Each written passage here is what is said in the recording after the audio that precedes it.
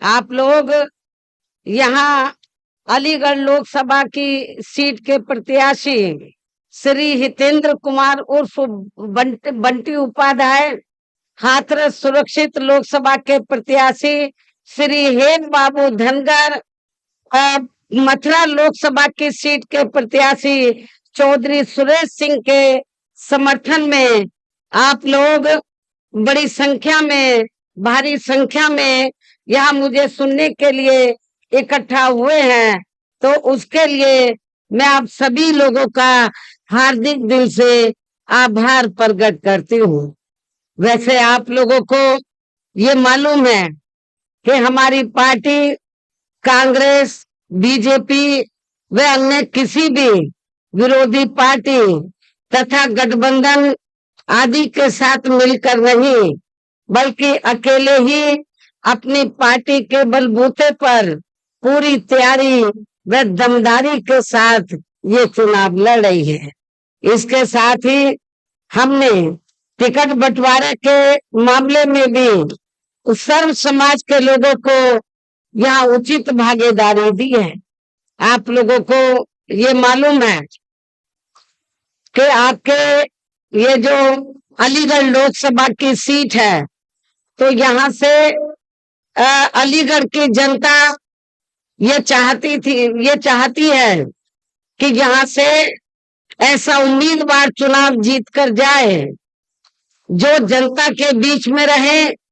और जनता की सेवा करे, उनके सुख दुख में शरीक हो, ऐसा उम्मीदवार होना चाहिए। आप लोग अलीगढ़ लोकसभा की सीट से तो कई बार यहाँ से भारतीय जनता पार्टी के ब्राह्मण समाज के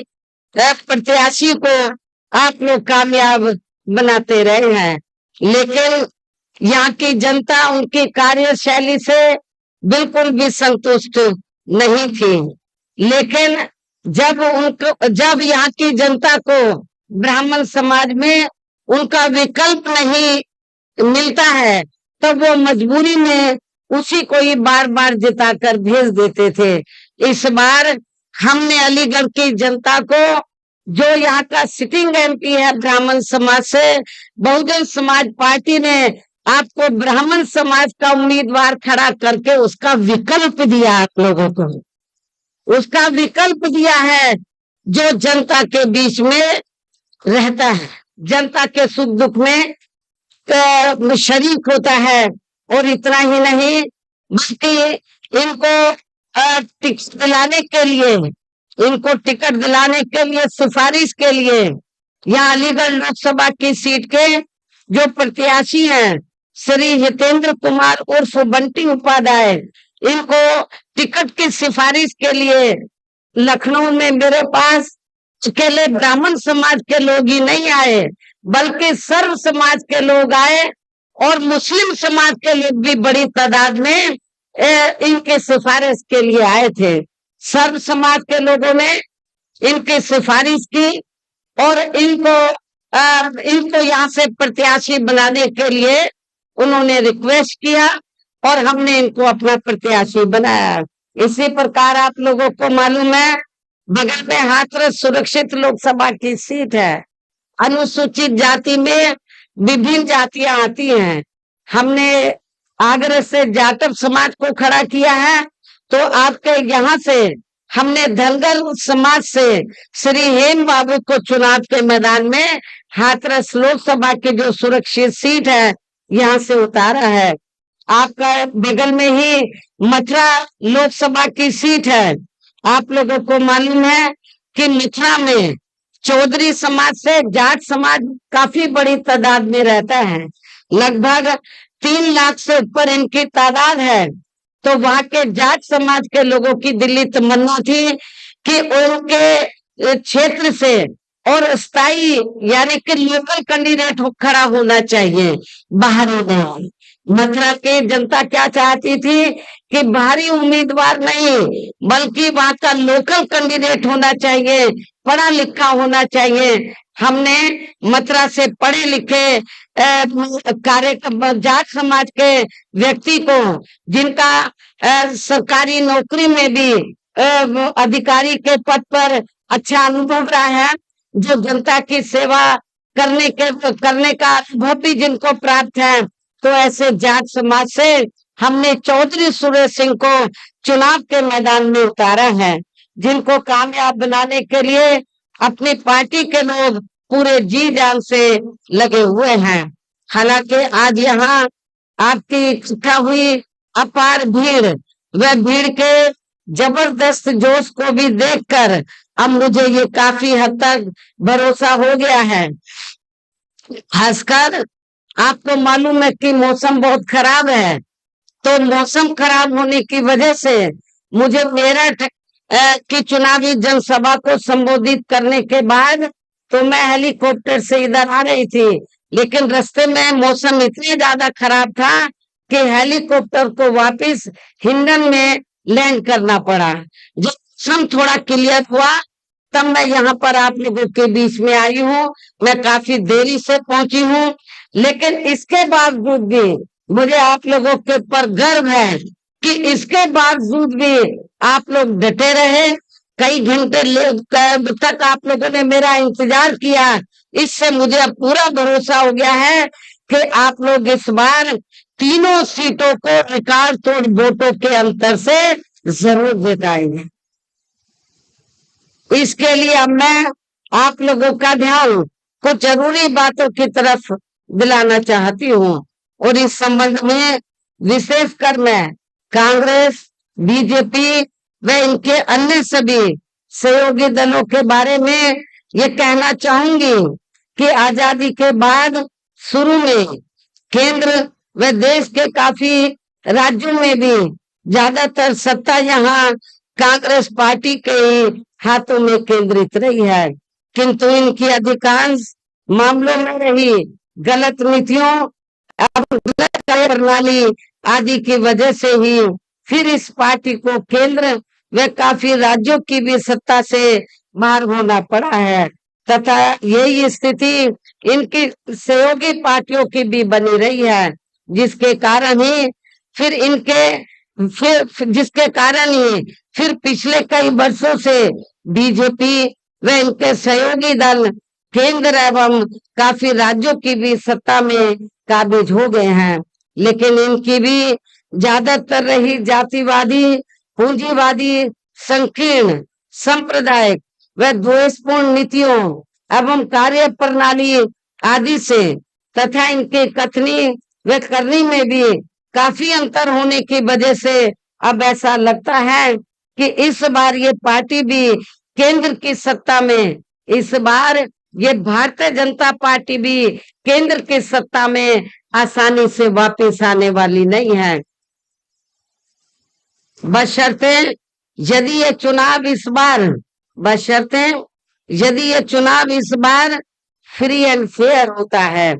तथा आम चर्चा के मुताबिक वोटिंग मशीनों में भी कोई गड़बड़ी आदि नहीं की जाती है। और वैसे भी इस बार चुनाव में इनकी कोई भी पुरानी एवं नई चल रही नाटकबाजी, जुमलेबाजी व गारंटी आदि काम में आने वाली नहीं है, क्योंकि अब देश की जनता काफी हद तक इस बात को समझ चुकी है कि इनकी पार्टी ने अब तक देश के विशेषकर गरीबों, कमजोर तबकों, मध्यम वर्गीय एवं अन्य मेहनतकश लोगों को जो इन्हें अच्छे दिन दिखाने के असंख्य प्रलोभन भरे वायदे किए हैं तथा अनेकों हवाई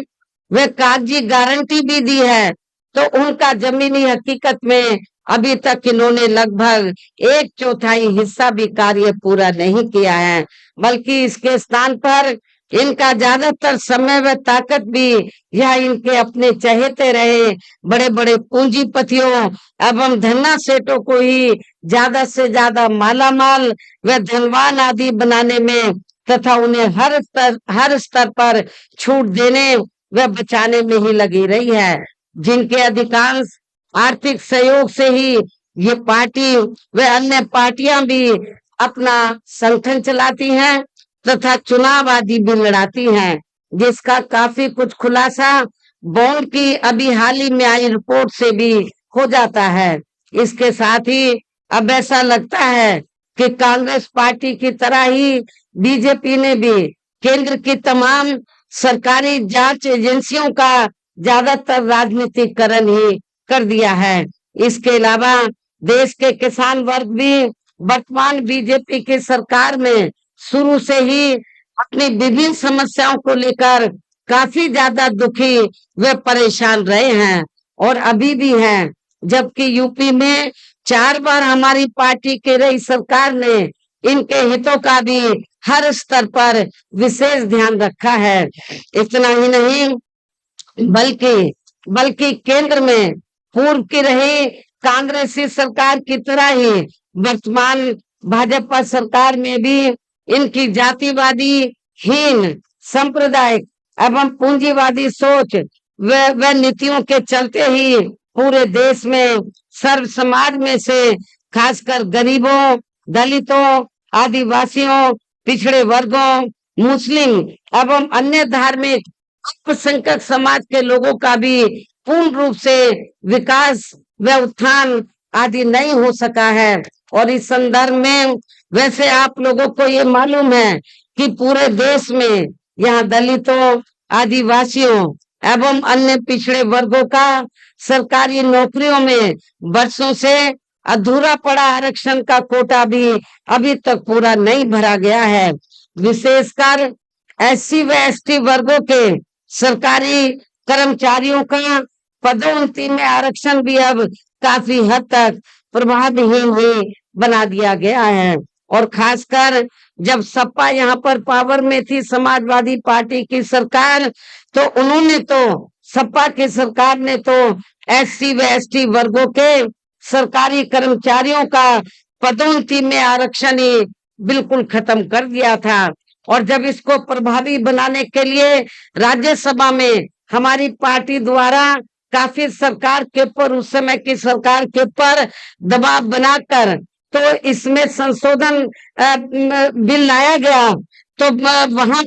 हाउस के अंदर राज्यसभा में उस समय मैं भी मेंबर पार्लियामेंट थी, तो राज्यसभा में उस समय समाजवादी पार्टी के जो मेंबर पार्लियामेंट थे उन्होंने इस बिल को ही फाड़ दिया और इस बिल को पास नहीं होने दिया। ये भी मैं आपको बताना चाहती हूँ। हाँ, और अंदर अंदर कांग्रेस और बीजेपी ने भी सपा को आगे करके तो पदोन्नति में आरक्षण का जो बिल है, संशोधन बिल, इसको पास नहीं होने दिया। इन सब के षड्यंत्र के तहत ये सब कुछ हुआ है। साथ ही केंद्र व राज्यों में भी विरोधी पार्टियों की रही सरकारों में इन सभी वर्गों को प्राइवेट सेक्टर में आरक्षण दिए जाने की व्यवस्था किए बिना ही इनकी सरकारों के ज्यादातर सरकारी कार्य अब प्राइवेट सेक्टर के जरिए ही इनके बड़े बड़े पूंजीपतियों व धन्ना सेठों आदि को ही दिए जाने के कारण अब इनको पूरे देश में आरक्षण का बहुत कम ही लाभ मिल पा रहा है। इसी प्रकार इनका अन्य और मामलों में भी शोषण व उत्पीड़न आदि होना अभी तक भी बंद नहीं हुआ है। इनके साथ साथ मुस्लिम व अन्य धार्मिक अल्पसंख्यक समाज के लोगों की भी हालत हर स्तर पर यह काफी ज्यादा खराब व दयनीय हुई बनी हुई है। इतना ही नहीं बल्कि पिछले कुछ वर्षों से केंद्र में अधिकांश राज्यों में भी बीजेपी व आरएसएस की सरकारों के चलते हुए अब इनका विकास एवं उत्थान आदि होना काफी हद तक बंदशाही हो गया है। आए दिन इन पर खासकर धर्म की आड़ में हो रही, हिंदुत्व की आड़ में हो रही जुल्म जाति भी यह काफी ज्यादा चरम सीमा पर पहुंच चुकी है। इसके साथ साथ अपर कास्ट समाज में से विशेषकर गरीब लोगों की भी हालत हमें कोई खास अच्छी नजर नहीं आती है। इनकी गलत कृषि नीतियों के कारण किसान वर्ग भी आए दिन आंदोलित ही रहता है। साथ ही इनके गलत आर्थिक नीतियों की वजह से देश की अर्थव्यवस्था पर भी इसका काफी बुरा प्रभाव पड़ा है, जिससे यह विशेषकर छोटे एवं मध्यम वर्गीय व्यापारी वर्ग भी काफी ज्यादा दुखी व परेशान है। और अब केंद्र में पूर्व की रही सरकारों की तरह ही वर्तमान भाजपा सरकार में भी यह पूरे देश में गरीबी, बेरोजगारी एवं महंगाई आदि भी लगातार काफी ज्यादा बढ़ रही है। देश में हर स्तर पर फैला भ्रष्टाचार भी अभी तक खत्म नहीं हुआ है। साथ ही अपने देश की सीमाएं भी अभी तक पूरे तौर से सुरक्षित नहीं है। ये भी बड़ी चिंता की बात है। ऐसे में अब आप लोगों को देश में हो रहे लोकसभा चुनाव में कांग्रेस, बीजेपी व इनकी सहयोगी पार्टियों को भी केंद्र की सत्ता में आने से जरूर रोकना है। जिनकी गलत नीतियों व गलत कार्य प्रणाली आदि को आप लोग काफी हद तक आजमा भी चुके हैं। ऐसी स्थिति में अब ये विरोधी पार्टियां इस चुनाव में भी किस्म किस्म के साम दाम दंश भेद आदि अनेकों हथकंडे इस्तेमाल करके